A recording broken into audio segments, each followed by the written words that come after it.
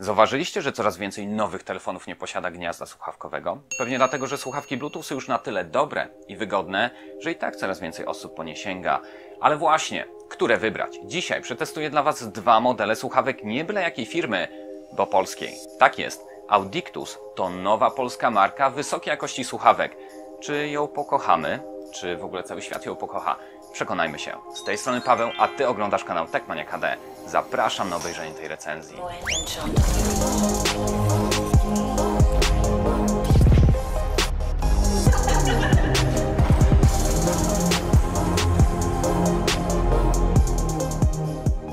Marka Audictus pojawiła się na rynku we wrześniu 2017 roku, a od połowy października może pochwalić się już szeroką, przynajmniej jak na początek, gamą produktów. Jednak ze względu na sprzyjające trendy skupimy się dzisiaj jedynie na dousznych słuchawkach Bluetooth. Do testów trafiły do mnie dwa modele. Pierwszy to Adrenaline oraz drugi to Endorphin. Ale skoro marka jest polska, to na czas recenzji pozwolę sobie mówić po prostu adrenalinki i endorfinki. W każdym bądź razie, te drugie dostępne są w trzech wariantach kolorystycznych. Całe czarne, czerwone, gdzie tylko drobne elementy są tego koloru, oraz zielone, które dokładniej nazwałbym raczej limonkowym. Im bliżej przyjrzymy się samym słuchawkom, zobaczmy jeszcze, co znajduje się w pudełku oraz czym różnią się te dwa modele. Zacznijmy od adrenalinek. Pierwsze, co rzuca się w oczy, to załączone etui podróżne, do którego włożone są słuchawki wraz ze wszystkimi dodatkami. Mamy tutaj kabel mikro USB służący do ładowania, komplety silikonowych końcówek dousznych w trzech rozmiarach oraz, co ciekawe, jedną parę końcówek wykonanych z pianki pamięciowej, czy też, jak to woli, memory foam. Wkładki te dopasowują się do wnętrza ucha, zapewniając znacznie wyższy komfort od silikonowych. Zajrzyjmy jeszcze do pudełka z endorfinkami. Jako że jest to tańszy model, nie odnajdziemy tutaj pokrowca czy luksusowych końcówek memory foam.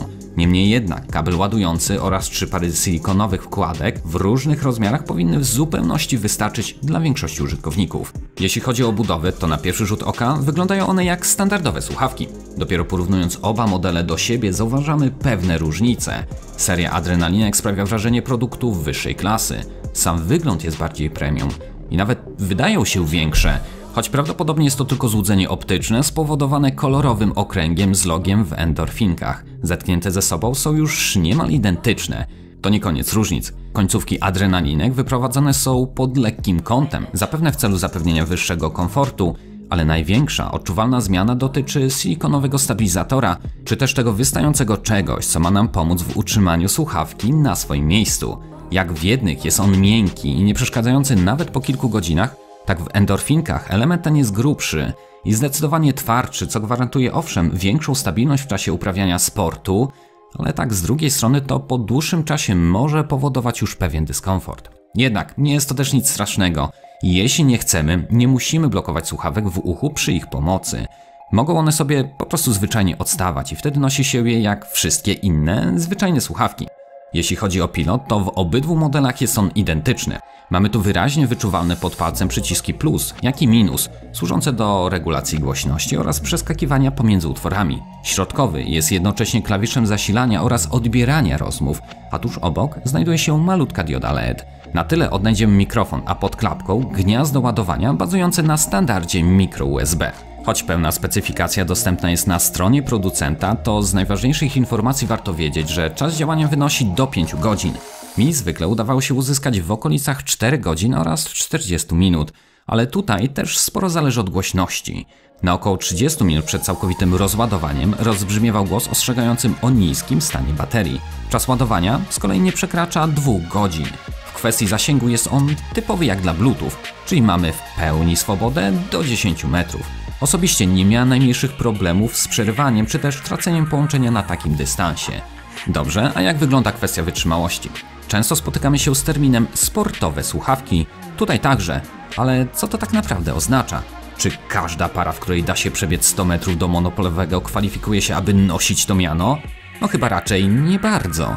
Może i da się przebiec nawet maraton w takich słuchawkach, albo w takich, ale nie będzie to ani komfortowe, ani przyjemne, a same słuchawki też nie będą miały długiego żywotu.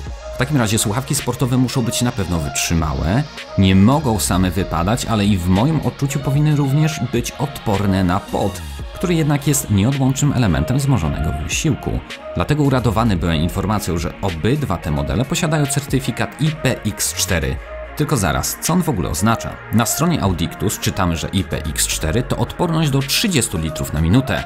Super! Ale co to w ogóle oznacza? Mogę w nich zjeść 30 litrów zupy na minutę i wytrzymają? Czy można je zanurzyć w 30 litrach na okres minuty?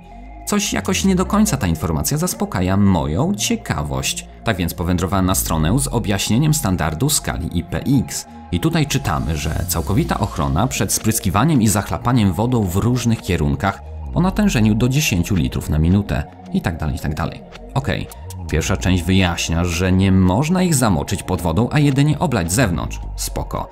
Ale tutaj czytamy o 10, tam była mowa o 30 litrach, więc w ogóle jak to jest? Stwierdziłem, że daruję sobie suchą teorię i przejdę prosto do praktyki. Na ofiarę testu obrałem czerwone endorfinki i po wizycie na siłowni udałem się z nimi prosto pod prysznic.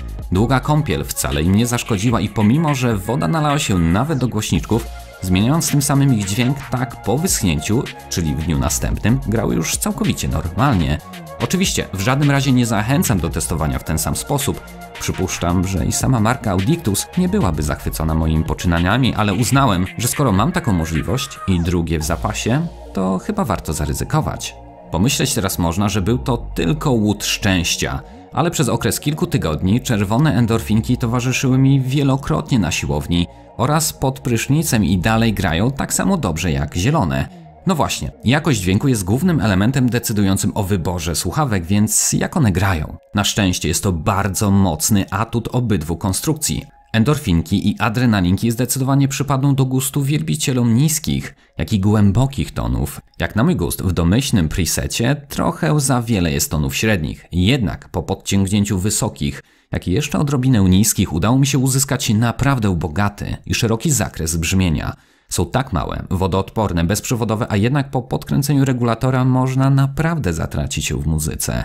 Jak do tej pory wszystko w nich wygląda wręcz rewelacyjnie. Jednak w tej recenzji nie obejdzie się bez wymienienia wszystkich zauważonych przeze mnie wad. Po pierwsze, jakość prowadzenia rozmów jest naprawdę słaba. Tego typu konstrukcja z mikrofonem na kablu nigdy nie zagwarantuje wyśmienitej jakości, ale mam inne, podobne i naprawdę stare już Plantronicsy i w czasie rozmów druga strona twierdzi, że słuchać mnie znacznie lepiej. Kolejnym, aczkolwiek małym minusem jest brak magnesu na główkach słuchawek. Coś takiego widziałem nawet w tanich chińskich rozwiązaniach. Tego typu bajer trzymałby je razem, gdy nie są używane, zapobiegając tym samym osunięciu się i ich zgubieniu. Jednak największą bolączką zarówno endorfinek, jak i adrenalinek jest ogromne opóźnienie, czyli tak zwany lag. Zjawisko to jest czymś stosunkowo normalnym w przypadku technologii bezprzewodowych, ale tutaj ono jest naprawdę duże. Na tyle, że osobiście z wielkim dyskomfortem oglądałem filmy na przykład na YouTube. Jednak kwestia opóźnienia dla jednych jest bardziej, dla innych mniej zauważalna i abyście po prostu nie musieli wierzyć mi na słowo, nagrałem taki krótki test. Teraz wytęż słuch i się przyjrzyj. Jeżeli nie wyczujesz, że coś jest nie tak, to opóźnienie, o którym mówię, w ogóle nie powinno Ci przeszkadzać. Na kanale testowaliśmy wiele różnych przystawek opartych na systemie Android. Były takie ze średniej, wyższej, jak i najwyższej półki. Jednak tym razem przyszedł czas na urządzenie dużo bardziej przyjazne domowemu budżetowi. Czy urządzenie tak niedrogie sprawi się w ogóle jako centrum domowej rozrywki? Czy podoła testom, jakim je poddamy? Już teraz kliknij tą łapkę w górę, bo później zapomnisz i zostań do końca. Przekonamy się, czy jest to dobry wybór. Ale żeby było fair, pokażę Ci teraz moje stare słuchawki o zbliżonej konstrukcji. Na kanale testowaliśmy wiele różnych przystawek opartych na systemie Android. Były takie ze średniej, wyższej, jak i najwyższej półki. Jednak tym razem przyszedł czas na urządzenie dużo bardziej przyjazne domowemu budżetowi. Czy urządzenie tak niedrogie sprawi się w ogóle jako centrum domowej rozrywki? Czy podoła testom, jakim je poddamy? Już teraz kliknij tą łapkę w górę, bo później zapomnisz i zostań do końca. Przekonamy się, czy jest to dobry wybór. Myślę, że po tym krótkim teście jesteś w stanie stwierdzić, czy jest to coś, co będzie Ci przeszkadzało, czy też nie. Ale teraz, jako że zbliżamy się do końca recenzji, to czas na lekkie podsumowanie. Według mnie wysokie opóźnienie dyskwalifikuje używanie słuchawek do wszelkich zastosowań multimedialnych.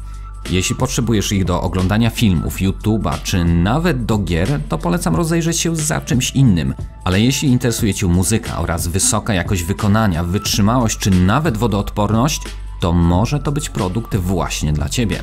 Uważam, że obydwa te modele nadają się idealnie dla aktywnych osób, ceniących sobie wygodę, jaka płynie z technologii Bluetooth oraz dla wszystkich tych, którym zabrano odpowiednią dziurkę w smartfonie. Wysoka jakość reprodukowanego dźwięku, jak i głęboki bas jest również czymś, co zachwyci zdecydowaną większość użytkowników. Ceny w sklepach są zróżnicowane, dlatego też zostawiłem dla Was wygodne linki pod filmem do sprawdzenia, gdzie można odnaleźć je najtaniej.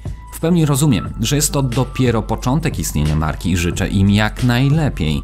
Sam fakt, że siedziba mieści się w małym mieście pod Poznaniem, jest naprawdę zachęcający do śledzenia kolejnych poczynań i produktów, jakie oni stworzą.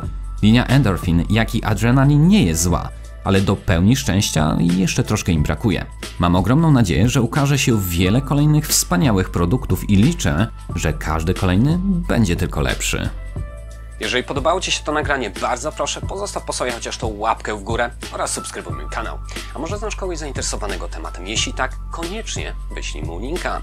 Natomiast jeśli masz jakiekolwiek pytania, jak zwykle możesz je zadać w komentarzu pod tym filmem. Tymczasem ja się z Tobą już żegnam i zapraszam do następnych nagrań. Trzymajcie się, hej!